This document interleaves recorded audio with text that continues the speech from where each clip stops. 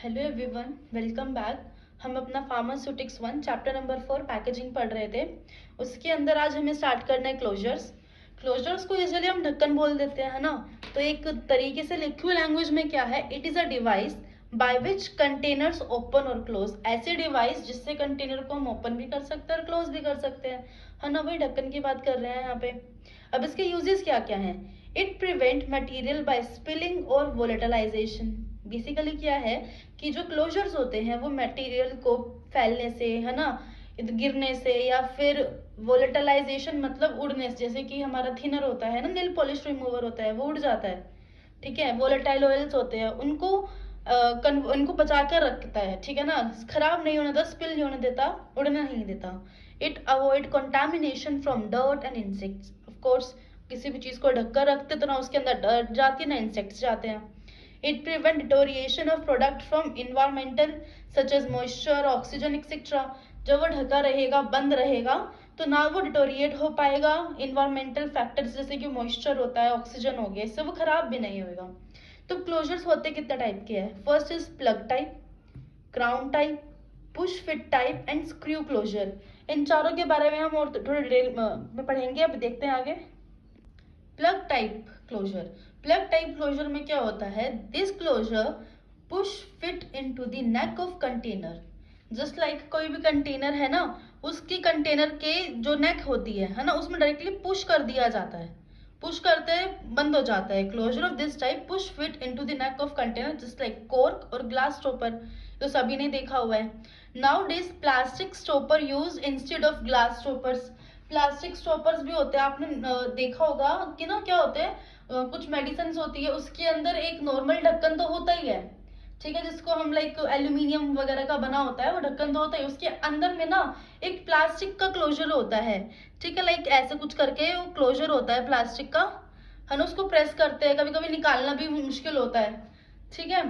तो ये वाला एक क्लोजर का टाइप है जो पहले के टाइम पे कॉर्क वगैरह का ज्यादा यूज करते थे पुश प्लग टाइप वाले में। अब क्या कर रहे हैं, प्लास्टिक स्टॉपर का यूज कर रहे हैं, इसे कोई पुश फिट भी बोलते हैं। प्लास्टिक स्टॉपर का यूज करना अच्छा क्यों है, क्योंकि देखो ये अनब्रेकेबल है, फ्लेक्सिबल भी है, अच्छी फिटिंग देता है, ये अच्छे तरह से फिट हो जाता है। स्पेशली ना आप इसको देखोगे जो ऑयल्स वगैरह रहते हैं ना, उनमें रहता है, ठीक है। Next is crown type. The cap is commonly use as crimped closure for beverages bottle.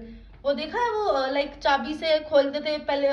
Coca Cola की जितनी भी बॉटल्स आती है ना, वो लाइक इस तरह का कुछ स्टॉपर होता है, ऐसे ऐसे बना रहता है उसके अंदर, उसको लाइक चाबी से ऐसे टक करके खोलते हैं, ठीक है। तो वही है ये क्रिम्ड क्लोजर्स बोलते हैं उनको, बेवरेजेस बोतल में यूज करते थे इसको, ठीक है।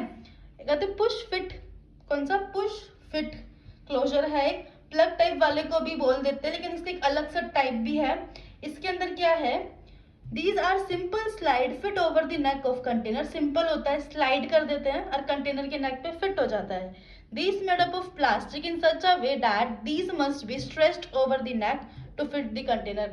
जो हमने ऊपर पढ़ा था ना ये वाला प्लग टाइप वाले में, बहुत सिमिलर सा ये पुश फिट कैप, क्योंकि उसका नाम, उसमें भी यही चीज आ रही थी, ठीक है, कि मतलब इतना स्ट्रेच्ड करते हैं, लाइक जो कंटेनर की नेक है ना उसके अंदर अच्छे से मतलब फिट हो जाता है ये। ज्यादातर प्लास्टिक वाले का यूज करते हैं। फिर आता है screw closure, consist cap, wad and liner. Screw closure में एक 3 पार्ट्स होते हैं, एक कैप होती है, एक वैड होती है, एक लीनर होती है। देखो स्क्रू का मतलब आप समझो, उसे गोल गोल घुमा घुमा के बंद करना पड़ेगा। कैप क्या है, it is sorry it may be tin plated और एल्यूमिनियम प्लेटेड। जो कैप होती है तो टीन का हो सकती है या फिर एल्यूमिनियम की हो सकती है, ठीक है, उसकी बनी रहती है ये। देखिए जैसे कि इसके अंदर है ना, ये एल्यूमिनियम की है शायद, वही लग रही है, ठीक है। तो ये हमारा था स्क्रू क्लोजर में। सबसे पहले कैप आ गई, कैप दिखाई आपको। It may be tin plated और aluminium plated. Some time these cap preformed and container close simply by screwing the cap on the neck. अब क्या करते हैं, उसको स्क्रू का करके बंद करते हैं ना, हम खोलते हैं, है ना। इसकी शेप भी देखो ऐसी बनी रहती है। Next is cap are also made up of plastic material. अब ऐसे में प्लास्टिक की भी आ सकती है। Cap of plastic better than metal due to resisting of corrosion. अब प्लास्टिक की बेटर क्यों होती है, क्योंकि मेटल में तो देखो कोरोजन हो सकता है, खराब हो सकते हैं, मगर प्लास्टिक हमेशा बची रहती है। Next is वैड। वैड क्या होती है, इट इज अ सील जो लगी रहती है विच प्रिवेंट कंटामिनेशन। जो सील लगी रहती है ना, ये ये वैड हो जाती है। It is a seal which prevent contamination. Wad should inert such as material which does not absorb the product. Wad कुछ इस तरह की होती है कि मतलब इनर्ट होती है। इनर्ट मतलब सबसे पहले रिएक्ट नहीं करती है ना, कुछ भी अपने अंदर प्रोडक्ट को एब्जॉर्ब नहीं करती है। Wad are made up of rubber और सिलिकॉन। रबर रबड़ की भी होती है, किसी किसी प्रिपरेशन में आप देखेंगे वैड रबड़ की भी बनी होती है। कॉर्क और कार्डबोर्ड वैड कॉमनली यूज, ठीक है, इनका भी यूज किया जाता है। अब नेक्स्ट हमारा आता है लाइनर। लाइनर की बात करते हैं।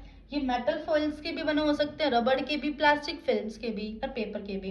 इसके अंदर रेजिन, वैक्स और प्लास्टिक भी यूज किया जाता है इसको बनाने के लिए, ठीक है।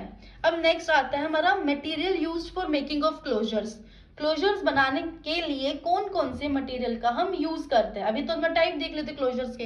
अब हमारे क्लोजर्स के मटेरियल कौन कौन से हैं। वो कॉर्क हो सकता है, ग्लास, प्लास्टिक, मेटल और रबर, कुछ भी हो सकता है इनमें से।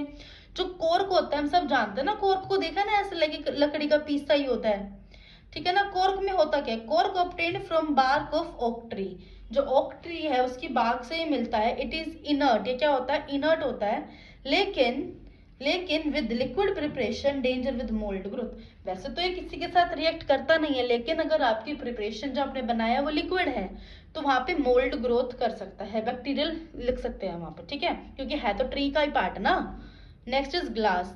Glass closures are ideal. Glass closure ideal होते हैं, रिएक्ट नहीं करते किसी के साथ में, लेकिन ये स्लिप कर जाते हैं हैंडलिंग के टाइप पे। आप लोगों ने देखा होगा लैब में जब हम एक्सपेरिमेंट्स करते हैं, बहुत ज्यादा ग्लास की चीजें तो हाथ से फिसलती है, गिर जाती हैं। तो हमने लैब में ये चीज भी देखी, ज्यादातर रिएजेंट की बोटल्स होती हैं, है ना। रिएजेंट की बोटल्स होती है, उन्हीं पे ऐसे क्लोजर्स लगे रहते हैं, ठीक है ना। ये क्लोजर्स होते हैं लेबोरेटरी में, जो ग्लास क्लोजर दिखता है हमें, ठीक है, लेबोरेटरी में रिएजेंट बोटल्स में। फिर नेक्स्ट इज प्लास्टिक। प्लास्टिक क्या होता है, mostly used, available in various shape and sizes. अब वही बात है ना, प्लास्टिक को शेप देना ना बहुत ज्यादा इजी है एज कम्पेयर टू अदर्स। सो इसी वजह से जो प्लास्टिक के क्लोजर्स होते हैं वो बहुत बहुत शेप और साइजेस में देखने को मिलते हैं। अनब्रेकेबल भी होते हैं। Show incompatibility with content. Content के साथ भी कुछ कंपैटिबिलिटी नहीं है, कुछ रिएक्शन नहीं होती है। Next is metal. Metal closures made from tin, aluminium, ये हम पढ़ते जा रहे हैं। ज्यादातर प्रेफर एल्यूमिनियम को किया जाता है क्योंकि इसकी डक्टिलिटी अच्छी होती है। डक्टिलिटी मतलब क्या है, लाइक वायर्स में इजीली कन्वर्ट हो जाते हैं। सो अलग अलग शेप हम इसको दे सकते हैं, ठीक है। Next is rubber. रबर में क्या है, mainly use for construction of closure meant for vials, transfusion, fluid bottles. वहां पे सबसे ज्यादा यूज हम रबर का ही करते हैं। आप लोगों ने देखा ही है वायल्स एंड ट्रांसफ्यूजन फ्लूइड की बोटल्स कैसी होती है, उसके ऊपर रबर लगी होती है। तो उसमें हम देखते क्या कि इसके बारे में थोड़ा डिटेल में पढ़ना है। नेचुरल रबर लेटेक्स क्या होती है, लेटेक्स। लेटेक्स भी किसकी, हैविया ब्राजीलियंसिस, इसकी मतलब लेटेक्स है नेचुरल रबर के अंदर, तो ये पाई जाती है। लेकिन हम ये तो होती इसके साथ ना हमको कुछ एडिटिव्स डालने पड़ते, क्योंकि हम नेचुरल रबर को डायरेक्टली यूज नहीं कर सकते हैं। कुछ एडिटिव डाल के उसके अंदर, नेचुरल रबर के अंदर फिजिकल और केमिकल प्रॉपर्टीज में चेंजेस करने पड़ते हैं। जैसे कि एक्टिवेटर्स हो गए। एक्टिवेटर्स में जिंक ऑक्साइड और स्टेरिक एसिड आता है। सो बात आती है ना, एक्टिवेटर्स होते क्या। एक्टिवेटर क्या, कोई भी रिएक्शन को एक्टिवेट कर देंगे। इधर हम रबर की बात कर रहे हैं तो नेचुरल रबर के अंदर हम चेंजेस कर रहे हैं फिजिकल और केमिकल प्रॉपर्टीज में, तो उसको एक्टिवेट करेंगे, जल्दी जल्दी करा देंगे। फिल्टर्स हमको पता ही है ना, जो फिल्टर करते हैं, एस्बेस्टोस आ जाता है, कार्बन ब्लैक आ जाता है। वुल्कनाइजिंग एजेंट, वुल्कनाइजिंग एजेंट लाइक सल्फर, ये क्या करता है, ये ना क्रॉस लिंकिंग बढ़ा देता है। रबड़ के अंदर जितनी भी लाइक लिंक्स होते हैं ना, चेन्स वगैरह रहती है, उसकी क्रॉस लिंकिंग बढ़ा देता है, इंक्रीज कर देता है। एक्सिलरेटर्स जो है एक्सिलरेट करते हैं, थायोजोल्स कोई भी रिएक्शन को जल्दी जल्दी कर देंगे। Lubricants, talc, zinc stearate, softener mineral oil हो जाता है, पाइन ऑयल हो जाता है। अब रबड़ की कुछ प्रॉपर्टीज होती है जिसको हम फार्मास्यूटिकल इंडस्ट्री में यूज करते हैं। विच रबर्स शुड बी सॉफ्ट होनी चाहिए, इलास्टिक होनी चाहिए ये, और कोई भी मेडिकामेंट को ऑब्जॉर्ब नहीं करने वाली होनी चाहिए।